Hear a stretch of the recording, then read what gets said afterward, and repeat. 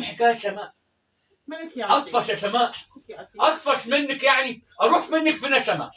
انت عايزه ايه دلوقتي؟ وانا ما قلتلكش؟ لا والنبي ما قلت لي يا موحه. كل سنه وانت طيب. وانت طيبه يا بس موحه ان شاء الله. موسم عاشوراء بكره. راس السنه، كل سنه وانت طيب. راس انه سنه؟ السنه الميلاديه يا عطيه. اشمعنى من السنه الجديده والسنه القديمه؟ السنه رايحه بقى ما تروح ولا تروح، احنا شفنا منها حاجه. اهو. السنه اللي فاتت دي احنا شفنا منها ايه؟ قاعده في وشي بمنظرك ده ما اتغيرتيش، يعني ما صحيتش الصبح لقيتك مثلا ياسمين عبد العزيز.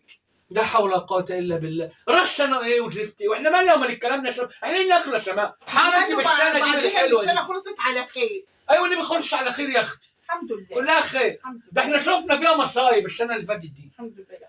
اعمل ايه دلوقتي يا شماء؟ انا هقوم، انا اعمل ايه دلوقتي يا شماء؟ ما قوماني من النوم انت عايزه ايه؟ لا لا انا بهرب منك بالنوم يا شماء، بتقوميني من النوم ليه يا شماء؟